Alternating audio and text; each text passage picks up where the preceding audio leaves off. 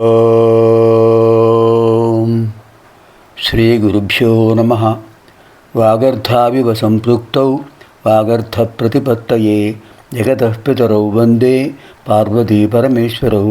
శృతిస్మృతిపురాణానాం ఆలయం కరుణాలయం నమామి భగవత్పాదం శంకరం లోకశంకరం. శివానందలహరి 46వ శ్లోకంలో ప్రవేశిస్తున్నాం. ముందుగా శంకర్ల వారు అనుగ్రహించినటువంటి అమ్మాష్టకంలో విశేషమైన శ్లోకాలు ఉన్నాయి. ఆ శ్లోకాలు కూడా మనం ఒకసారి చదివి తర్వాత శివానందలహరిలో ప్రవేశిద్దాం. ద్వైపాయన ప్రభృతి శాపాయుధ త్రిదివసోపానధూళిచరణ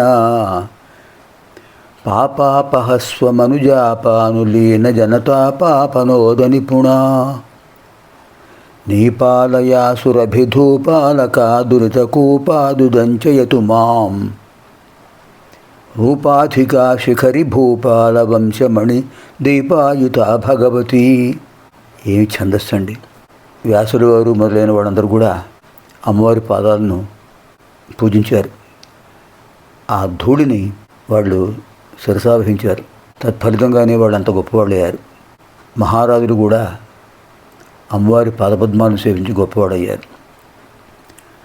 ద్వైపాయన ప్రభృతి శాపాయుధ త్రిదివసోపానధూళిచరణ పాపాపహస్వమనుజాపానులీన జనతాపాపనోద నిపుణా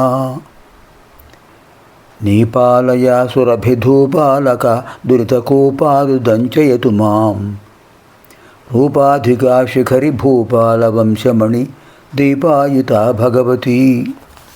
46వ శ్లోకం.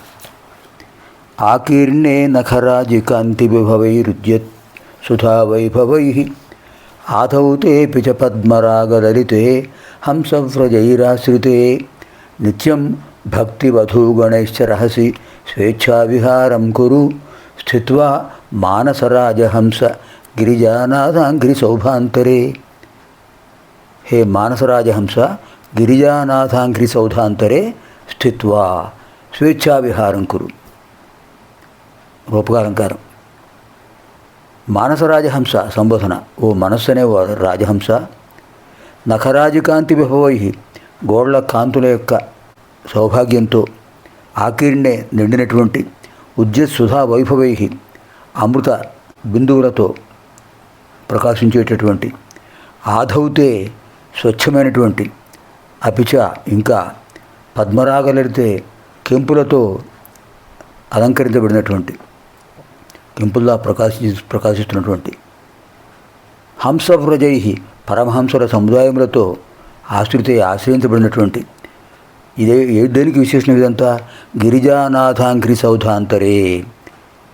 ఆ పరమేశ్వరుడు యొక్క పాదములనేటువంటి ఒక ఆ సౌధంలో స్థిత్వా ఉండి, రహస్య ఏకాంతంగా భక్తి వధూగణైశ్చ ఆ భక్తి అనే రాజహంసికల సముదాయాలతో నిత్యం ఎల్లప్పుడూ స్వేచ్ఛావిహారం కురు, స్వేచ్ఛగా సంచరించు.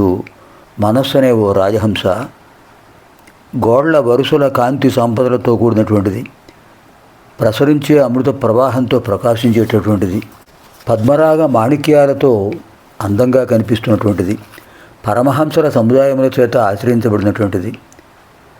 అలాంటి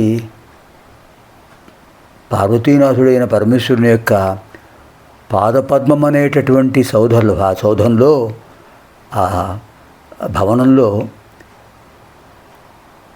భక్తి అనేటటువంటి హంసికల సముదాయాలతో స్వేచ్ఛగా విహరించు. ఓ మానసరాజహంసమా, ఎంత అద్భుతమైన భావన అండి! మనస్సును రాజహంసతో పోల్చారు. పార్వతీపతి యొక్క పాదపద్మములు అనేటి ఒక భవనం. ఆ భవనంలో హంసిని అక్కడ విహరిస్తుంది. ఈ రాజహంస ఆ హంసిని దగ్గరికి వెళ్ళి ఆ హంసిని కూడా భక్తి తాత్పర్యాలతో స్వామివారిని సేవిస్తుంది. అక్కడ స్వేచ్ఛగా విహరించు, స్వామివారిని దర్శించు. ఎంత అద్భుతమైన శ్లోకం! ఆకీర్ణే నఖరాజికాంతి విభవై ఉద్యత్సుధా వైభవై ఆధౌ తేపి చ పద్మరాగలలితే హంసవ్రజైరాశ్రితే నిత్యం భక్తివధూగణైశ్చరహసి స్వేచ్ఛావిహారం కురు స్థిత్వా మానసరాజహంస గిరిజానాథాంఘ్రిసౌధాంతరే.